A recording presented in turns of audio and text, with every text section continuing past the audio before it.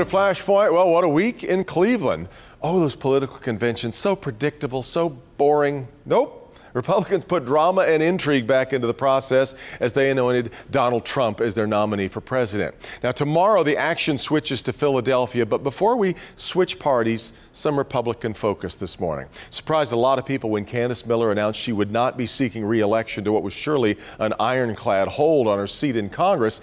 There is scarce little drama in the primary coming up in a week and a half, but a pretty good race among those hoping to succeed Miller in a reliably Republican district. This morning, all 5 candidates are here to talk about their vision for the job, especially timely given that we've got a lot of people talking about the future of the grand old party. So let's get right to it this morning on Flashpoint.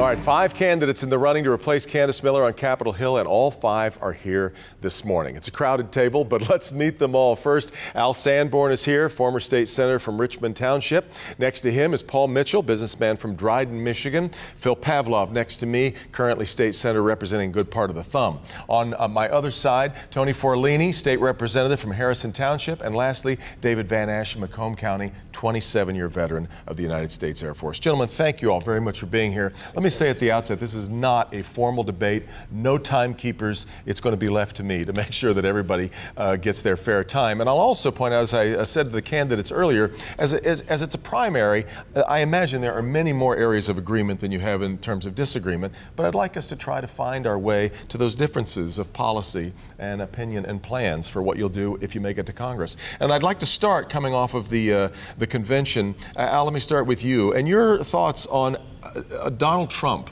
as the standard bearer of this party. Can you recommend him wholeheartedly, or do you have reservations like Paul Ryan, or can you not get into it at all like Ted Cruz, or even more so John Kasich, not even showing up? I'm 100% behind Donald Trump. I think he's done a great job, and as the standard bearer at that convention, he did an unbelievable speech, It fired me up. I think he showed leadership a la Ronald Reagan, truly did. Paul, your thoughts on Donald Trump? I absolutely support Donald Trump. Donald Trump brought to the fore issues that were being left off, that were being overlooked. He forced people to talk about immigration, which was dealing with stifling job creation, the regulatory overhang, all the things that, frankly, a lot of the politicians, some of the people that were running, were dodging. He's brought them to the fore. He's dealing with them in plain language that people understand and believe. Totally support him. If he does an event in Macomb County, I'd be happy to be there and at his side, supporting him in our district. Phil Pavlov. Absolutely with Donald Trump, and I think last night he presented an image to this country and, you know, where we need to go and where we are right now, and they're two very different places. We do have a stagnant economy. Jobs are really at a premium here. Family income has not grown in 15 years. And so he's really been able to articulate those challenges, and I think the next couple months are going to really lay out that vision, and I think in November Donald Trump wins. Tony. Oh, this is an exciting time. He's brought interest to the political world that we've never seen because he's not a politician. And so Donald Trump is creating excitement and saying things that most people in the United States are thinking about. So I'm excited for this election. I'm excited for the tempo that he's brought to this. And I think it's going to be a fun few months going forward. David, so much agreement so far on Donald Trump. How do you feel about it? Oh, I've been a huge fan of his since day one. And as a matter of fact, I say pump Trump. So, you know, he brought out a lot of good issues last night. I was very impressed with his speech, and one of the main things, he said he's going to make America safe again. And why that is important to America, but it's also important to us as Michiganders. We are a border state and a border district, and we have Selfridge Air National Guard in our district. Mm-hmm. And so being a veteran of 27 years, I know first and foremost how important it is to protect our district. Well, then let's talk then about where you see the differences among your colleagues. It's clearly not on Donald Trump. So why are you different than the other 4 men at this table? Paul, start with you on this question. Well, I think we come from different places. I spent my entire career in private sector, working on workforce development, helping adults get the skills necessary to go to work, to get their opportunity at the American dream. I spent my career doing that. I enjoyed it, loved doing that. And that separates me off from other folks that have done predominantly political things or largely political things. I have a unique perspective on what it takes to create jobs, the regulatory impacts that happen around this country, the tax issues, and believe I can take that expertise, that perspective to Washington.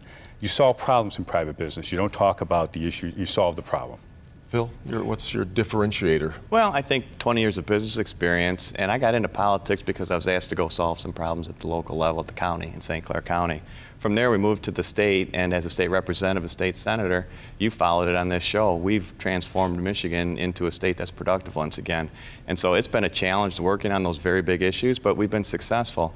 And for me, I look at it as, can I apply those same skills to Washington? So what do we need in Washington? Obviously tax reform, spending reform, and we've been able to demonstrate a successful track record in being able to do that in Michigan, and the numbers bear out. It's interesting, when wanting to go to Washington, you're all running for to be a part of this body that almost no one in America seems to respect anymore. Tony, what's your differentiating approach? And that was certainly true when I ran for state representative. Michigan was broken. Michigan had the highest unemployment rate in the country.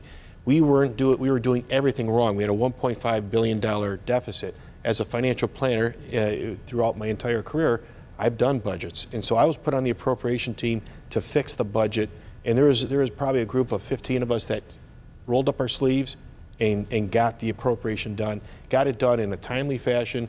And in 4 months' time, we got the budget done, and we got it under budget, saving $1.5 billion. David, where's the difference with you?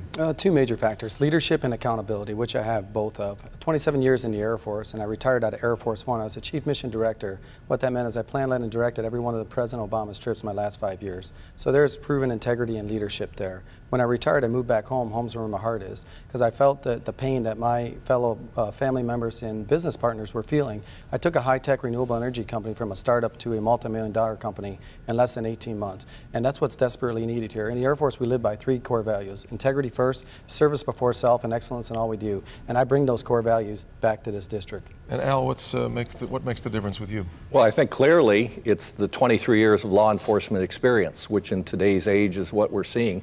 I know what it is for law enforcement to go out in the front lines. I know what it is to walk into a crack house and wonder if you're going to get out of that thing alive.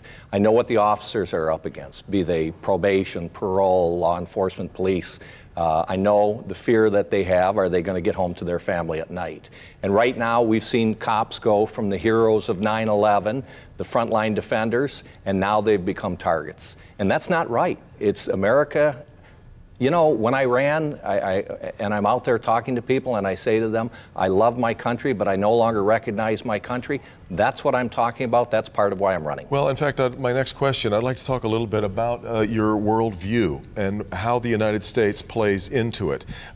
Phil, Donald Trump caught a lot of heat this past week for suggesting that the U.S. might not be there for some of our NATO allies. He nuanced it a little bit later on, but what's our role, what's our responsibility to not just NATO, but in the world? Well, first and foremost, we have to be a world leader. That's what we are. That's what this country was brought up on. That's our reputation around the world. And what's sad right now is that our allies around the world don't trust us, our enemies don't respect us. And so there's a lot of work that needs to be done to put the United States back in that leadership role. And this happening, this unraveling in the Middle East is really, I think it's a function of lack of leadership out of President Obama. I think they've taken their eyes off the most volatile part of the world. Are you all in on NATO, or do you have Absolutely. We have to have those alliances. There's no question about that. Tony? Well, those alliances are important, but the worldview has changed because of mistakes we've made. We have an awesome responsibility as a military leader around the world. As a leader, when we go into an area, we need to finish the job. We need to be there to make sure the peace remains. What's happened in the last few years is we've pulled out of areas that weren't ready to be pulled out of. Before we go into areas, we need to think like Ronald Reagan. We were very careful. We were strong, but we didn't just jump into conflicts because we felt like we can win. We jumped in when we really had to. David, what's your world opinion on this? Oh, absolutely, all in. I mean, when you sign a treaty with fellow countries, you got to follow through. You don't know how many calls I've gotten from international friends of mine that I've served with abroad in NATO, by the way, that we failed them and let them down. It's an absence of leadership, and that's why this race is so important. And I'll bring it back to myself. I have proven trusted leadership at the highest level. Leadership is about one word: action, and that action will lead to results. We need results coming out of this election. Al Sanborn. When Barack Obama draws a line in the sand and then acquiesces from it, if you cross this line, this is going to happen. That's the wrong message to send to terrorist, radical Islamic terrorist. We need to stand firm in our conviction, and we need to be supportive of our allies, whether it's Israel or Jordan, and we need to send a clear message to the likes of Russia, China, North Korea, that and the Middle Eastern countries that oppose us, Iran, Iraq, if you cross that line, there's going to be swift and clear consequences. Paul? Absolutely. I think it's larger than NATO. One thing I learned in 35 years of business is you don't lead from behind. What is that? The reality is you lead from the front. You provide support. We have to support our allies, and not just in NATO, but Israel and a variety of the Middle Eastern countries that are supposed to be our allies. We've left them on their own. We pulled out of Iraq before we should have pulled out of Iraq, and now we've got a problem. And then you call them the JV.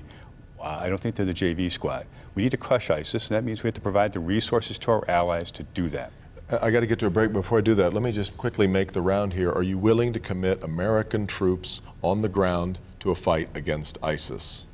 Paul? As an alternative to being here, you bet. We have a choice. Fight them there or fight them here. Phil? Absent of a plan, I mean, you have to have a strategy to go get these guys. Look, ISIS doesn't have an Air Force, they don't have a Navy, and I'm shocked that this president hasn't been able to figure out how to wipe that threat out. It's going to take people, it's going to take technology, and it's going to take all the assets and resources, financially and militarily, to wipe these guys out. Absent a plan, you're not willing to commit troops to the I would ground. want to look at a good plan that's going to get us to win, get our people out of harm's way as soon as possible. Hey, listen, we need a plan. We just don't commit troops. The rest of the world is in on this too. Where are they on this whole package? If the rest of the world is in, we should work as a group to crush ISIS.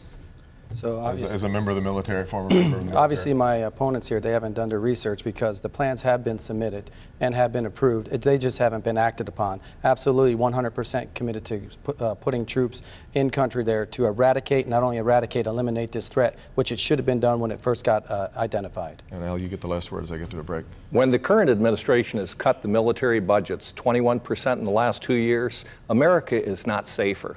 We need to make sure that we have the strongest military. I'll see that we have a military second to none by prioritizing the spending. And, you know, having 3 children, I don't necessarily want to rush my children and even grandchildren into harm's way. All right, I got to get to a break or I'm going to be in harm's way with my producer, but we continue a lot more here. What do we do about the black-white divide, especially along lines of the badge in America? This is Flashpoint on Local 4.